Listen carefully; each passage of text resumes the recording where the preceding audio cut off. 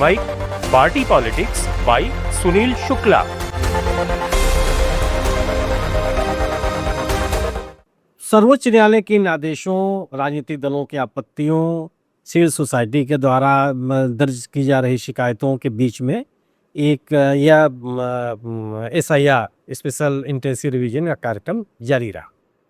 और अभी 30 सितंबर को एक लिस्ट आई, एक जारी किया निर्वाचन आयोग ने, जिसमें 7 करोड़ 24 लाख जो मतदाता थे ड्राफ्ट लिस्ट में, जो 30 अगस्त को जारी की गई थी, उसके मुकाबले 7 करोड़ 42 लाख मतदाताओं को इन्होंने शामिल किया।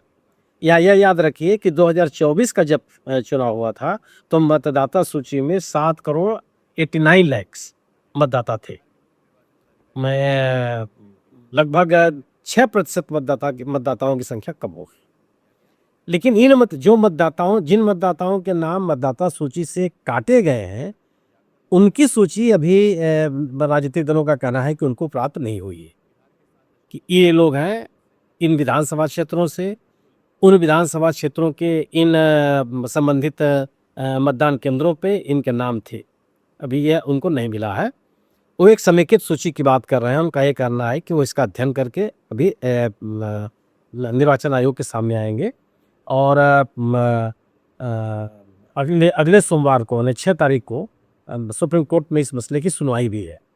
सर्वोच्च न्यायालय ने सुनवाई के दौरान ये कहा था कि अगर SIR की प्रक्रिया में कुछ भी गैर कानूनी, गैर संवैधानिक, असंगत, अतार्किक पाया गया तो पूरी की पूरी प्रक्रिया को रद्द कर दी जाएगी।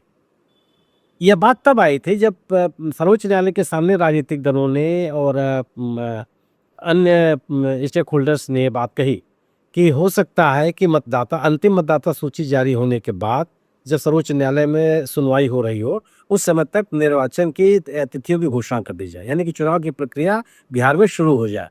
ऐसे में न्यायालय के द्वारा निर्वाचन की प्रक्रिया में हस्तक्षेप करने की कानूनी स्थिति बन नहीं पाएगी। उस समय सर्वोच्च न्यायालय ने कहा था कि मतदाता सूची को लेकर के सर्वोच्च न्यायालय के पास ये अधिकार है और उस पर सर्वोच्च न्यायालय निर्णय लेगा। तो ये देखना होगा कि आने वाले सोमवार को सर्वोच्च न्यायालय की प्रतिक्रिया क्या आती है।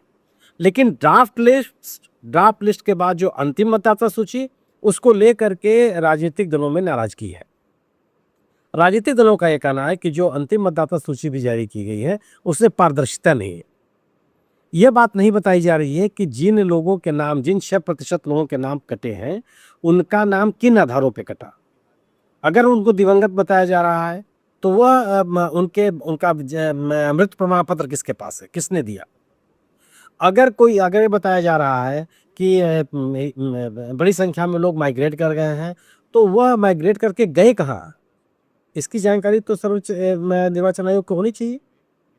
क्यों? अगर वो देश में है, कहीं ना कहीं मतदाता बने होंगे या उनके रिश्तेदार नातेदार बताएंगे कहाँ गए हैं वो।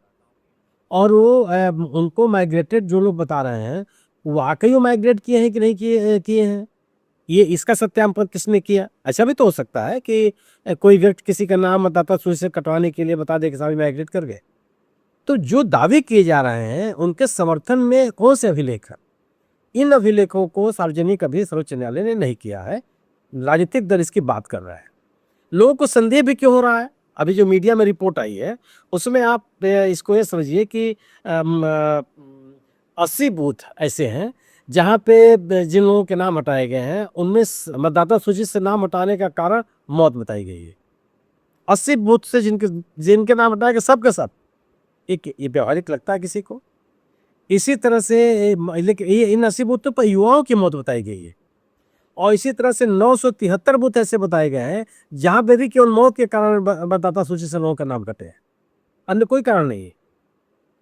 127 बूथ ऐसे बताए जा रहे हैं जहां पे महिलाओं का विस्थापन हुआ। क्या बिहार जैसे राज्य में केवल महिलाएं विस्थापित कर जाएं, अपना घर छोड़ करके चली जाएं, अपना इलाका छोड़ कर चली जाएं, किसी नई जगह बस जाएं? ये कहीं से व्यवहारिक नजर आता है? ये संभव लगता है कहीं से? लेकिन अगर निर्वाचन आयोग के पास इस तरह के तथ्य हैं तो उसको सार्वजनिक करना चाहिए। इसी तरह से 5084 5084 बूथ ऐसे हैं जहाँ पे जिनके नाम काटे गए हैं उनको बताया गया कि अनुपस्थित, सबके सब अनुपस्थित। मिश्रित कारण नहीं बताए गए हैं। 80 बूथ ऐसे जहाँ सबके सब लोग मर गए। ये व्यवहारिक तो नजर नहीं आता कि अगर निर्वाचन आयोग कह रहा है और उसके बारे में अभिलेख दे दे सब लोग उसको मान भी लेंगे। और उसी तरह से 663 और ऐसे केंद्र हैं, मतदान केंद्र हैं जहाँ पे केवल महिलाओं का विस्थापन बताया गया। ये कैसे संभव है? इन तमाम जो सूचनाएं आ रही हैं इसको लेकर के लोगों के मन में संदेह पैदा हो रहे हैं और इन संदेहों को दूर करने की जिम्मेदारी निर्वाचन आयोग की बनती है। निर्वाचन आयोग से लोगों के बड़े बड़े सवाल ये भी हैं कि जो सीमावर्ती जिले हैं, अररिया, किशनगंज, पूर्णिया, ऐसे सीमावर्ती जिले हैं जिनको लेकर के ये बात लोगों के मन में संदेह है कि यहाँ पे चूंकि अल्पसंख्यक समुदाय के मतदाताओं की संख्या ज्यादा है तो इनके नाम बड़ी संख्या में कटे होंगे। और ये संदेह हुआ क्यों? ये भी बेवजह नहीं है। जो मीडिया रिपोर्ट आई उसके अनुसार ढाका एक विधानसभा क्षेत्र है पूर्वी चंपारण जिले में। पूर्वी चंपारण में 80 वार्ड है, इसके एक विधानसभा क्षेत्र है। वहां के बारे में शिकायत आई कि भारतीय जनता पार्टी के एक नेता के पैड पर पत्र लिखा गया है निर्वाचन से जुड़े हुए अधिकारियों को, सक्षम अधिकारी को। इसमें 80,000 मतदाताओं का नाम काटने का आग्रह किया गया और वो सबके समझ सके। इस तरह की शिकायतें अन्य जगहों पर भी है। तो ये जो लोगों के जो मीडिया में खबरें आई, इस तरह की खबरें आई कि बीएलओज जो बूथ लेवल ऑफिसर्स होते हैं वह बिना गए, बिना घर घर संपर्क किए, उन्होंने बैठे बैठे और कुछ लोगों के कहने पर लोगों के नाम मतदाता सूची से अलग कर। इन बातों को लेकर के लोगों में संदेह है कि आखिर ये कैसे हो गया। एक और इसलिए भी है कि जब यह एसआईआर की प्रक्रिया शुरू हुई उस समय निर्वाचन आयोग ने, मुख्य निर्वाचन आयोग की तरफ से कहा गया था कि जो स्थितियां हैं बिहार में, घुसपैठियों को लेकर के बड़ा मुद्दा बनाया गया और मुख्य निर्वाचन आयोग ने भी कहा कि शुद्ध मतदाता सूची बनाने की कोशिश की जा रही। शुद्ध की परिभाषा क्या? हम ये सुनते चले आए हैं कि विधि सम्मत हो, कानून सम्मत हो, संवैधानिक हो। शुद्ध शब्द इस तरह के कामकाज में एक आया तो इसकी भी व्याख्या होनी चाहिए थी कि आखिर के शुद्धता का आशय क्या है। अगर शुद्धता को लेकर के था कि घुसपैठियों के नाम है तो अब तक जो नाम काटे गए हैं या अब तक ऐसे कितने लोगों की पहचान की गई है जिनको घुसपैठिया माना जाए, जिनके पास कोई अभिलेख नहीं है, जिनको आसपास के लोग भी कर रहे हैं? निर्वाचन आयोग ये भी बता नहीं रहा। इसको लेकर के भी लोगों के मन में संदेह है। इन शिकायतों के साथ केवल ये नहीं रहा कि राजनीतिक दल न्यायालय का दरवाजा खटखटाए या निर्वाचन आयोग के सामने जाकर के अपनी बात कहते रहे या संसद में उन्होंने हंगामा किया, और अपने राजनीतिक गतिविधियों को भी उन्होंने संचालित रखा और लगभग 16-17 दिन का एक वोटर अधिकार बचाओ पदयात्रा शुरू की। उसमें महागठबंधन, जिस महागठबंधन में कांग्रेस, राष्ट्रीय जनता दल, सीपीआई माले, वीआईपी पार्टी और पशुपति पारस जी रामविलास पासवान जी के भाई हैं जो लोक जनशक्ति पार्टी के एक दूसरे गुट का नेतृत्व करते हैं। उनसे अलग होकर के चिराग पासवान से अलग होकर के उन्होंने अपनी पार्टी बनाई है और वो शामिल है इंडिया गठबंधन में। तो इन दलों के नेताओं ने रोहतास जिले से ये अभियान अपना शुरू किया और लगातार लगभग बिहार राज्य के सभी क्षेत्रों में उन्होंने उसका भ्रमण किया और इस पूरी यात्रा में राहुल गांधी और तेजस्वी यादव और सीपीआई माले के नेता शामिल हुए। जगह जगह उन्होंने सभाएं की, संवाद कायम किया, लोगों से मिले और अपनी बात कहते रहे। बड़ी तादाद में लोगों ने इस अभियान में शिरकत की। एक बड़ा विषय, एक बड़ा विमर्श एसआईआर को लेकर के बिहार में बना। अब ये सवाल पैदा होता है कि जिन मुद्दों को लेकर के ये राजनीतिक कार्यक्रम इंडिया दल समूह ने चलाया बिहार में, उसका असर क्या होगा ये आने वाला समय बताएगा। लेकिन ये जरूर है कि ये इस आंदोलन के द्वारा एक राजनीतिक विमर्श पैदा किए जाने के कारण जो बात कही जा रही थी कि 2 करोड़ मतदाताओं के नाम कटेंगे, वो संख्या सिमट करके 69 लाख तक रह गई। अब अभी भी इसमें यह बात निर्वाचन आयोग का ये कहना है कि वह मतदान खत्म होने के 10 दिन पहले तक जिन लोगों के नाम कटे हैं उनकी आपत्तियां स्वीकार करेगा। लेकिन यह बात जो कही जा रही है यह बहुत व्यवहारिक नहीं है। जब चुनाव की प्रक्रिया शुरू हो जाएगी, ऐसे में मतदाता सूची को लेकर के जो प्रयास किए जाएंगे वो कितने प्रभावी होंगे, ये तो इसको बहुत व्यवहारिक नहीं कहा जा सकता, क्योंकि राजनीतिक दल भी चुनावी गतिविधियों में अपने राजनीतिक अभियान को संचालित करने में लगे रहेंगे। जो निर्वाचन आयोग के पदाधिकारी हैं वह चुनाव संबंधी, निर्वाचन संबंधी व्यवस्थाओं के को ठीक करने में लगे रहेंगे।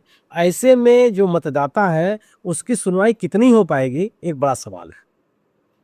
निश्चित रूप से एसआईआर का विरोध नहीं किया जा सकता।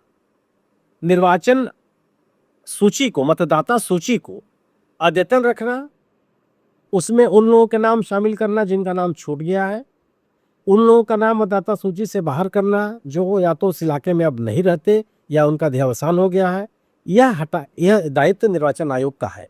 लेकिन यह काम पारदर्शी तरीके से होना चाहिए। यह जो निर्वाचन से जुड़े हुए लोग हैं, जो स्टेक होल्डर्स हैं, उनको विमर्श में उनको विश्वास में लेकर के होना चाहिए। यह इस पूरी की प्रक्रिया को लेकर के किसी भी तरह का संदेह यह लोकतंत्र के हित में नहीं है, निर्वाचन प्रक्रिया के हित में नहीं है। हमारी आपकी निर्वाचन की सबकी जिम्मेदारी बनती है कि चुनाव प्रक्रिया को लेकर के आम व्यक्तियों के मन में किसी भी तरह का संशय को पैदा न होने दें। निर्वाचन आयोग को लेकर के राजनीतिक दलों के आरोपों ने और उन आरोपों को लेकर निर्वाचन आयोग के द्वारा सफाई न दिए जाने के कारण एक संशय का वातावरण बना है। उस वातावरण तभी दूर हो सकता है जब निर्वाचन आयोग सवाल उठाने वालों पर की जवाबदेही तय करने के बजाय जो उनके द्वारा मुद्दे उठाए जा रहे हैं उनका तार्किक तरीके से जवाब दे। संवैधानिक संस्था होने के नाते यह निर्वाचन आयोग से अपेक्षा की जाती है। स्वतंत्र, निष्पक्ष और पारदर्शी चुनाव ही एक बेहतर जनादेश का संकेत देती है और उस जनादेश के आधार पर गठित सरकारों का ही लेजिटिमेसी हो सकती है, जिसकी जन स्वीकार्यता होती है। चुनाव प्रक्रिया को लेकर के उठने वाले संदेहों पर आ रहे जनादेश को लेकर के भी लोगों के मन में तरह तरह के सवाल पैदा होंगे जिनसे बचा जाना चाहिए।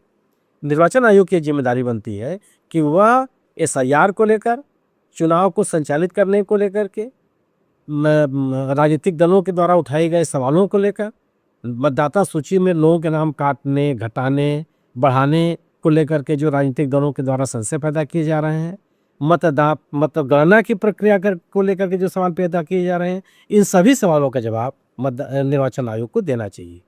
एसआईआर का अभियान तभी सफल हो सकता है किसी राजनीतिक एजेंडे के तहत चलाया जा रहा है इस तरह का अभियान, और इस अभियान के खिलाफ लगने वाले आरोप बहुत जनहित में नहीं हो सकते, लोकतंत्र के हित में नहीं हो सकते। इससे लोकतांत्रिक प्रक्रियाएं मजबूत नहीं होती। आज बस इतना ही, फिर मिलेंगे एक नए विषय, एक नई चर्चा के साथ। नमस्कार। आप सुन रहे थे let's mind more than radio. Follow कीजिए हमें हमारे सोशल मीडिया प्लेटफॉर्म्स पर। It's time for news. It's time for more than radio. Presenting the first radio news app, Let's Mic. Let's Mic, a news-based app on your phone where you get to watch and listen news, talk shows, interviews, radio show podcasts.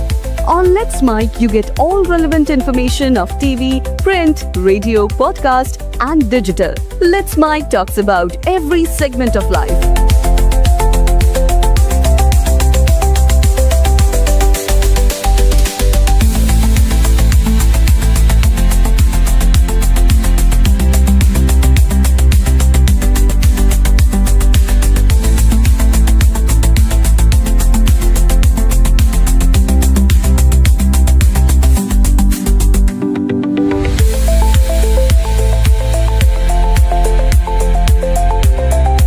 Download the app now from Play Store. Available both on Android and iOS mobile phones. Follow us on YouTube, Instagram, Twitter, LinkedIn, Facebook,